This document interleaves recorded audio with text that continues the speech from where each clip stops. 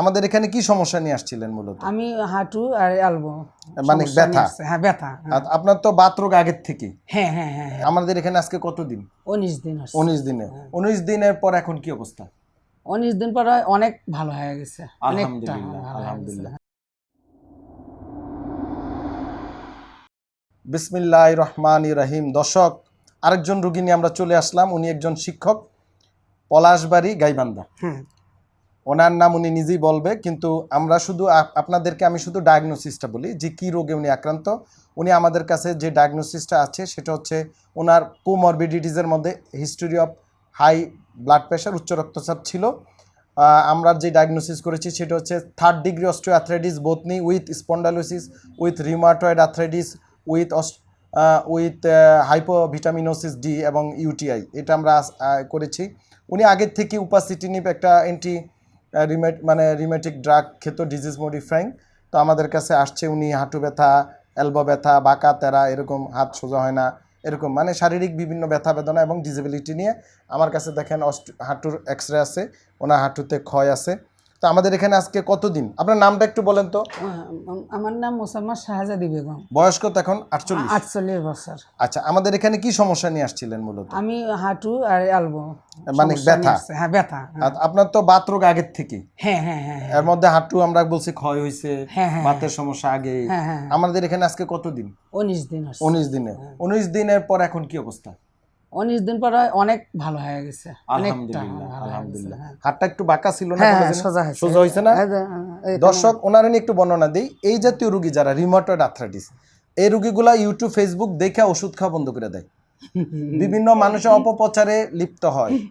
এটা একটা সমন্বিত চিকিৎসা ব্যবস্থা। এক্ষেত্রে রিউমাটোলজি যেমন ওনাকে যে দেখেন উপাসিটিনিভ দিয়েছে, এটা অবশ্যই ডাক্তারের পরামর্শ ছাড়া বন্ধ করা যাবে না, কিন্তু ডিসেবিলিটি আসতে পারে। সেই ক্ষেত্রে এই যে সমন্বিত ব্যবস্থা, ধরেন আমি যেমন একজন ডিসেবিলিটি রিহ্যাব স্পেশালিস্ট, ডিপিআরসি এটা নিয়ে কাজ করে, এই জাতীয় চিকিৎসা আপনাদের পাশাপাশি গ্রহণ করতে হবে, ফলো আপে থাকতে হবে।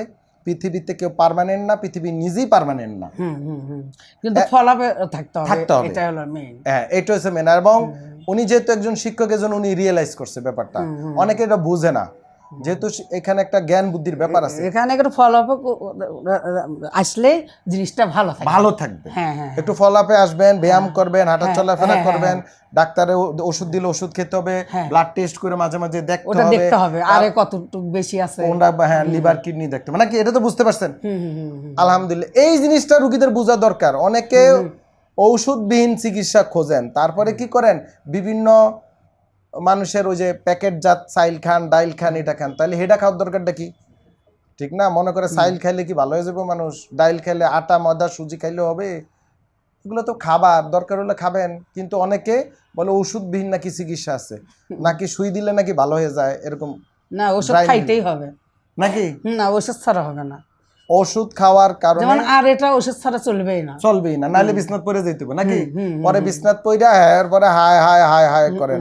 কিছু অপপ্রচারকারী বিভিন্ন আদা রসুন, বিভিন্ন সালসা লাভ নেই, ওগুলা বেচে ওষুধবিহীন, আমরা এটা খাইলে তুমি ভালো থাকবা। দেখছেন হোমিওপ্যাথির কথা বলে, হ্যাঁ, বিভিন্ন ভাবে অপপ্রচার করে না? হ্যাঁ করে। অপপ্রচার থেকে ভালো মুক্ত থাকবেন। ভালো উচ্চমানের ডাক্তার, উচ্চমানের হাসপাতাল, রিনাউন হাসপাতাল, সেখানে যাবেন, চিকিৎসা করবেন, ভালো থাকবেন। এই অপপ্রচার থেকে বাদ দিবেন। আর শরীর টেস্ট এমনও করতে হবে প্রতি বছরে অন্তত একবার, টাকা পয়সা ভালো, হ্যাঁ, যাদের টাকা পয়সা ভালো আছে তারা প্রতি 3 মাস পর পর টেস্ট করবেন। ভাই, টাকা নিয়ে তো কবরে যেতে পারবেন না, বাড়ি গাড়ি কাল বানাইতেই আছে নাকি? কিন্তু শরীরের ক্ষেত্রে মনে করে আগে না, শরীরের ক্ষেত্রে মনে করেন টাকা কি জন্য দিব, মরে গেলে শেষ, মরে গেলে টাকা পয়সা সব রাখা যাবেন, কিন্তু কোনো লাভ নাই। এক জেনারেশন পরের জেনারেশন আপনি জিজ্ঞাসা করবেন না। ধরেন আমি আমার দাদার কথা তো মনে নেই, মনে আছে না? আমি দাদাকে দেখি নাই, দাদার লেগার দেখেও দোয়া করে না, সর্বোচ্চ বাপ মার লেগে করে, ঠিক না? তো দাদা তো ধরেন অনেকের কোটি কোটি সম্পত্তি রেখে গেছে, দাদার কথা নাই। তো এই লোক নিজে চিকিৎসা করে নাই, অসুস্থ ছিল, কারণ সম্পদ বানাইছে, দুনিয়াবি চিন্তা করছে, তো আমরা দুনিয়াবি করতে হবে, সেটা ঠিক আছে, পাশাপাশি আমাদের সুস্থ থাকতে হবে। সুস্থ সবচেয়ে বড় নিয়ম। আলহামদুলিল্লাহ, এটাই হচ্ছে কথা। এটা মুসা আলাইহিস সালামের বলছে না, আল্লাহকে প্রশ্ন করছেন। হ্যাঁ, কি বলছে? আল্লাহ বলছে আমি চাবো আমার দেহের সুস্থতা। মুসা আলাইহিস সালাম আল্লাহরে জিজ্ঞেস করছে, আল্লাহ কইছে তুমি আমার কাছে যদি তুমি আমার জায়গায় হইতা, আমি তোমার জায়গায় হইতাম, এরকমই তো নাকি? কি চাইতে? যাই হোক, আমি যেহেতু আলেম ওলামারা আরো ভালো জানেন আপনারা, এবং অবশ্য আলেমরাও কিন্তু প্রতিদিনই বলেন যে এই সুস্থতা হচ্ছে আল্লাহ পাকের বড় নিয়ামত, কোরআনের আয়াত অনুযায়ী সবকিছু অনুযায়ী আমাদের, এবং প্রত্যেক ধর্মে তাই। সুস্থ ছাড়া আপনি নামাজ পড়বেন কিভাবে, স্কুলে যাবেন কিভাবে, কোনোটাই হবে না, থাকবেন কিভাবে? সুস্থ আপনার গাড়ি আছে, বাড়ি আছে, কোটি কোটি টাকা আছে, বিছনাত পড়ে রয়েছেন, ব্যথা বেদনা, কোনো দাম আছে? কোনো দাম নেই, 1 টাকারও দাম নেই। সবাই ভালো থাকবেন। আমাদের এই ডিএপি হাসপাতালের স্যারের ব্যবহার, আমি অনেক ঢাকা শহরে অনেক ডাক্তার দেখছি, কিন্তু আমার মন থেকে বলছি আপনার ব্যবহার অনেক ভালো।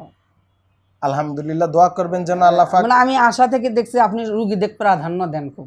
জি, এটাই একটা ডাক্তারের হওয়া উচিত, এবং এটাই প্রফেশনালিজম। আমি অনেক ডাক্তারের কাছে গেছি, কিন্তু আপনার ব্যবহারটা মানে রোগীর সাথে সম্পর্কটা ভালো, এটাই তো হওয়া উচিত। হ্যাঁ, আমার রিজিক তো এভাবেই আসে। যখন সমস্যা হয় তখনই আপনি দেখেন, অনেক ডাক্তার অবশ্য দেখে না অত, এই জন্য আমাদের রোগী বিদেশ যায় গিয়া, এই জন্য এইটার কারণে না। তবে আপনার ব্যবহার ভালো, এটা আমি আমার রোগী যায় না আলহামদুলিল্লাহ, আমি যেটারে পাঠাই সেটা যায়, রোগী নিজে যায় না, আমি বুঝাইতে পারছি যাবে না, কারণ ব্যবহার ভালো, রোগী উল্টা আসে, নিয়ম কানুনও ভালো। হ্যাঁ, নিয়ম কানুনও ভালো, সেফটি আছে আর কি। আলহামদুলিল্লাহ, সবাই আমাদের জন্য দোয়া করবেন, রোগীর জন্য দোয়া করবেন, আমরা দোয়া করি।